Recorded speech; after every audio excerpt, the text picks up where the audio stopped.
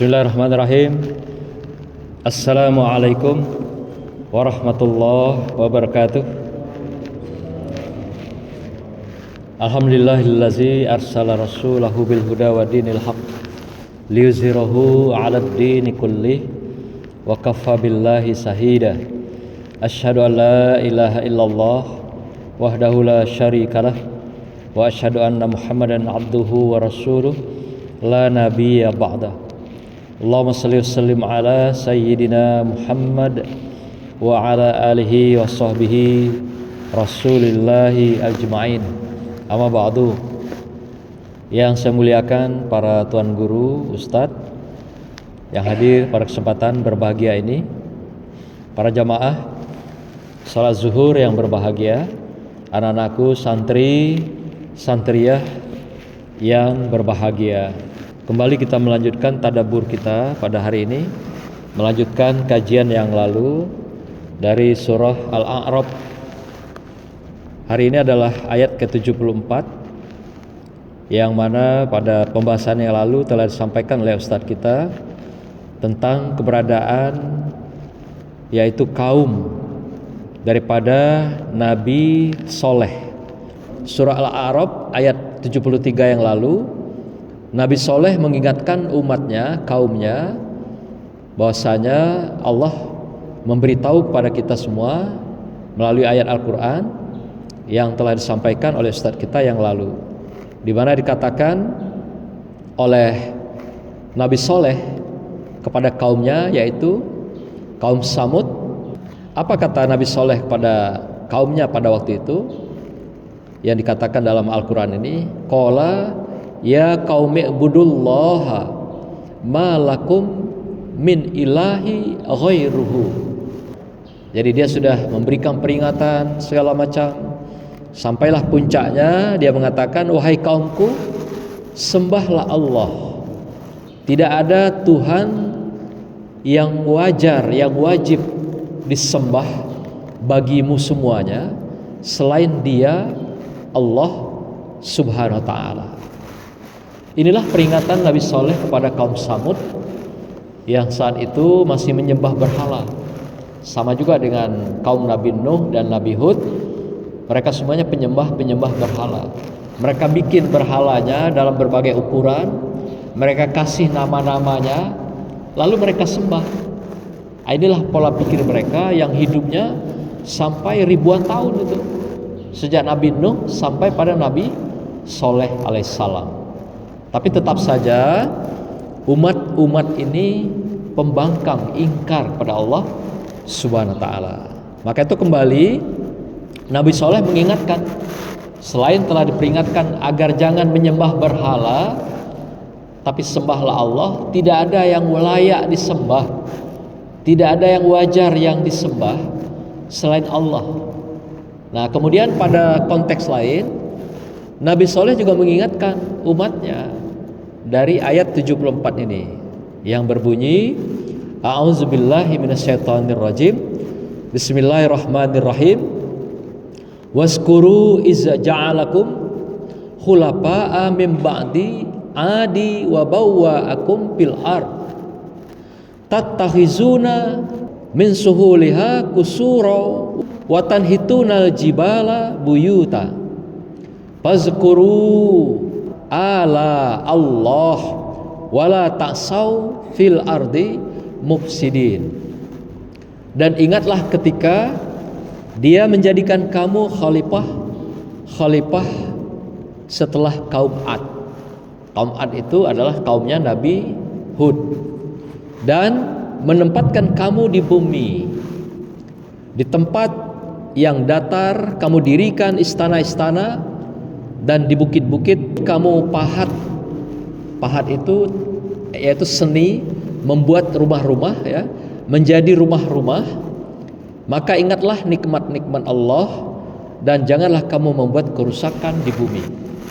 Ada 4 pesan Nabiullah Soleh alaihissalam menyampaikan pesan Allah kepada mereka, memperingati kaum Samud ini. Yang pertama kata Nabi Soleh pada kaumnya itu, waskuru izza ja'alakum khulafa'a mim ba'di adi wa bawwa'akum fil ard. Ini kata Nabi Soleh yang pertama.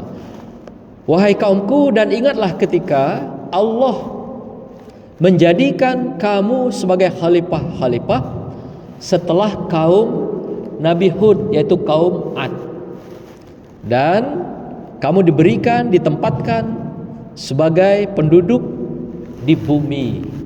Ini kata Allah yang disampaikan wahyu Allah melalui Soleh atau Nabi Soleh. Artinya kamu itu sudah ditempatkan Allah sebagai khalifah di bumi.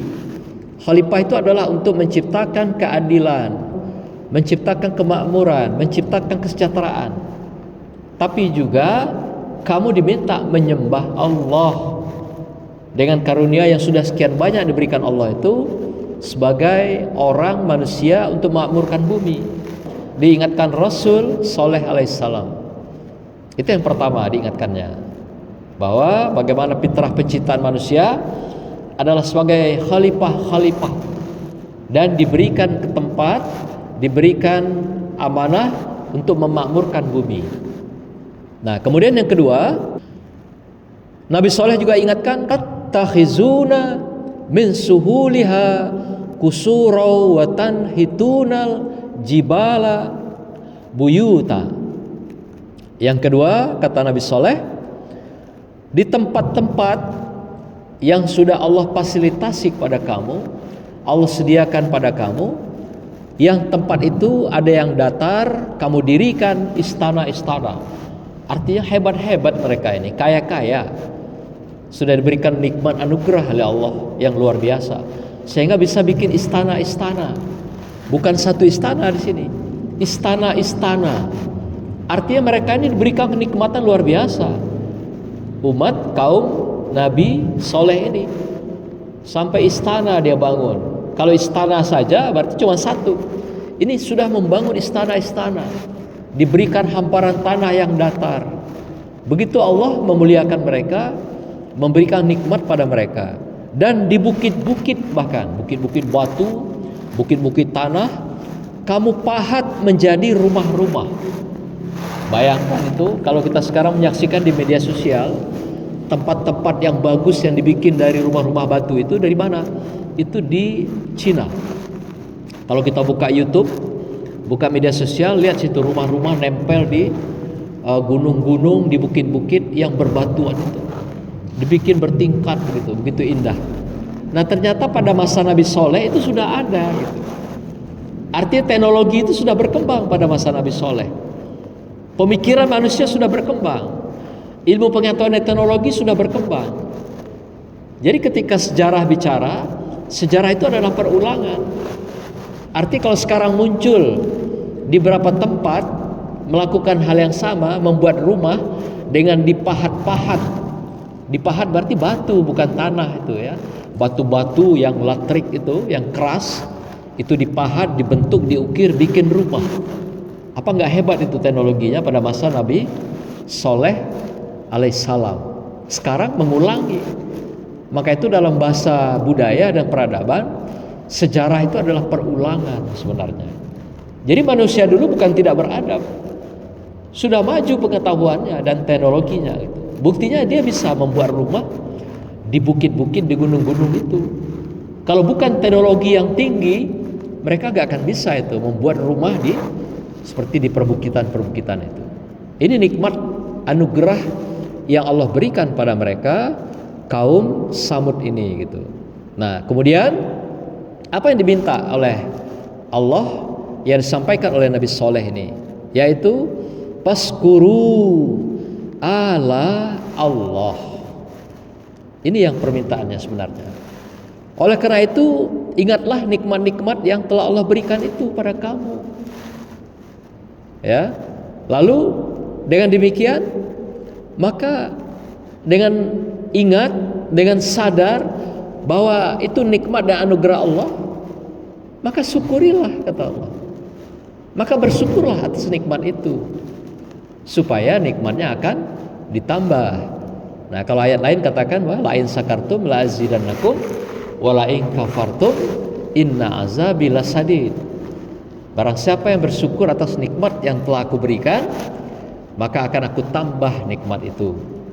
Jadi siapa yang bersyukur, makin diberi nikmat, makin diberi anugerah, dia bersyukur, makin taat, makin beriman dan bertakwa pada Allah, Allah janjikan, Allah berikan lagi, Allah tambah lagi nikmat-nikmat itu.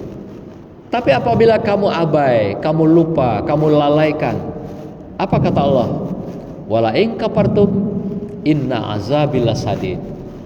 Apabila kamu ingkari nikmat yang aku berikan itu, kamu lupakan, kamu tidak sadar bahwa nikmat itu adalah dari Allah, dari aku, kata Allah, maka aku cabut kembali nikmat itu dengan cara aku. Apa dia berikan kita sakit, apa dia berikan bala siksa, apa dia berikan musibah, macam-macam, diberikan kemalangan, kehilangan, macam-macam. Cara Allah mengambil secara paksa nikmat yang sudah diberikan itu pada kita semua. Maka itu Allah hanya minta kita sadar diri. Wazkuru, zakara, ya, zakarallah. Zakara itu sadar bahwa kita ini adalah ciptaan Allah. Kita ini adalah makhluk. Kita ini diberikan anugerah, diberikan nikmat, diberikan napas, dan diberikan bisa makan. Itu semua adalah nikmat dari Allah SWT. Itu yang Allah minta kita sadari. Kita diberi napas gratis, dikasih makan gratis, dikasih bisa-bisa tidur nikmat gratis. Kalau dihitung tidak sanggup kita bayarnya. Gas yang 3,5 kilo itu aja udah hampir 50.000. Ya toh? Nah, bayangkan berapa banyak satu hari satu malam kita hirup gasnya Allah itu, udaranya Allah itu. Nggak sanggup kita bayar. Itulah nikmat Allah, itulah anugerah Allah. Allah nggak minta ganti kok.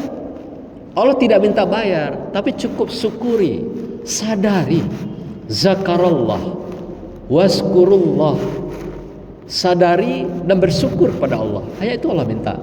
Kalau sini Allah ingatkan adalah fazkuru ala Allah. Sadarilah bahwa apa yang kamu rasakan, yang kamu nikmati itu Allah, semuanya berasal dari Allah. Bukan tiba-tiba, bukan nongol dengan ujuk-ujuk, tidak. Allah yang berikan. Allah ingatkan dari dulu sampai sekarang. Nah, ini dia mengingatkan kaum Nabi Soleh. Nah, oleh karena itu di akhir ayat ini Allah katakan secara tegas, wala ta'sau fil ardi mufsidin.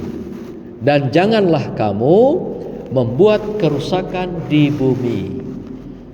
Karena dalam ayat yang lain juga Allah sudah ingatkan bahwasanya sudah banyak umat-umat sebelumnya membuat kerusakan dengan mengingkari Allah, tidak sadar atas nikmat Allah, tidak bersyukur atas nikmat Allah, tidak mau taat, tidak beriman, bertakwa pada Allah, yang dikatakan merusak di bumi ini, merusak tatanan kehidupan, merusak lingkungan, yang artinya itu juga merusak fitrah Allah Subhanahu wa taala.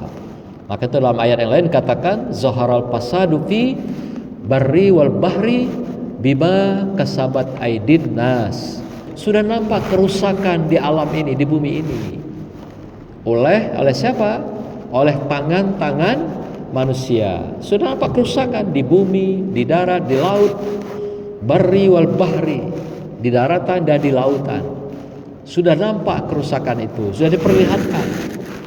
Nah, itulah yang dilarang oleh Allah, membuat kerusakan seperti itu. Maka itu di sini pada kaum Nabi Soleh Allah ingatkan, jangan berbuat kerusakan yang sama lagi, jangan mengulangi kerusakan yang sudah dilakukan oleh kaum sebelumnya, jangan diulangi lagi. Kira-kira kata Allah begitu. Karena sudah banyak umat-umat yang lalu sudah disiksa, diazab dan dihancurkan dengan cara Allah. Apakah itu dengan angin, dengan air, dengan senjata yang lain, atau digoncangkan bumi ini dalam rangka mengingatkan dan juga memberikan sanksi dan siksa pada mereka yang ingkar atas nikmat yang Allah berikan. Maka itu Allah ingatkan di sini, wala ta'sau fil ardi mufsidin. Janganlah kamu membuat kerusakan kembali di muka bumi, di dunia ini, karena sudah banyak kerusakan yang dilakukan oleh kaum-kaum terdahulu. Oleh karena itu, singkatnya kesimpulan ayat ini ada 4 hal. Pertama, kita diminta bersyukur kepada Allah atas nikmat yang telah diberikan pada kita, dan mari kita sadari, mari kita taati, dan mari kita bersyukur dan berzikir, ya, sadar kepada Allah atas nikmat dan anugerah yang telah diberikan dalam kehidupan kita. Kedua, mari kita hindari kegiatan maksiat dan kita jaga diri kita dari maksiat apapun, sekecil apapun, yaitu dapat menodai kesucian diri kita dan merusak ketaatan kita, keimanan kita kepada Allah Subhanahu wa taala. Ketiga, kita menjaga dan merawat lingkungan sebagai juga bukti kita sadar, kita bersyukur pada Allah. Menjaga kebersihan lingkungan kita, sampah, lantai, pakaian kita harus yang bersih. Ketika kita memakai sesuatu yang bersih-bersih, semua lingkungan kita bersihkan, air kita jaga, listrik kita jaga supaya tidak boros. Itu juga adalah bagian dari keimanan kita. Keimanan kita kepada Allah SWT. Dan itu wujud juga ketaatan kita. Dan itu juga ibadah di hadapan Allah SWT. Menjaga kebersihan lingkungan, air, lampu, pakaian kita, tubuh kita yang kita bersihkan, itu adalah ibadah. Ibadah ghairu mahdhah, ya, di hadapan Allah Subhanahu wa taala. Jadi membersihkan badan kita, pakaian kita, harum-haruman, itu ibadah. Termasuk menjaga kebersihan di sisi Allah Subhanahu wa taala. Itu cara kita bersyukur dan juga merasakan sadar akan nikmat yang Allah berikan pada kita. Terakhir, kita menghormati atas anugerah dan nikmat yang diberikan Allah itu dengan memeliharanya, menjaganya dengan baik. Jaga kesehatan kita, jaga rezeki-rezeki yang Allah berikan, jaga ilmu kita berikan pada yang lain. Itulah cara menjaga. Karena ilmu makin diberikan, makin dia akan berkembang. Khairukum man ta'allama al-Qur'an wa 'allamahu. Sebaik-baik kamu belajar Al-Quran atau orang yang mempelajari Al-Quran adalah seberapa yang dia tahu, wa 'allamahu, ajarkan pada yang lain. Itu cara belajar yang baik. Apa yang kita hafal, kita tularkan pada yang lain. Apa yang kita kuasai, kita ajarkan pada yang lain. Wa 'allamahu. Inilah kata Rasulullah, belajar sebaik-baiknya dengan Al-Quran. Selain kita menghafal, mengkaji, dan juga wa'allamahu, memberikan ilmu itu kepada orang lain. Barakallah. Demikian, wassalamualaikum warahmatullahi wabarakatuh.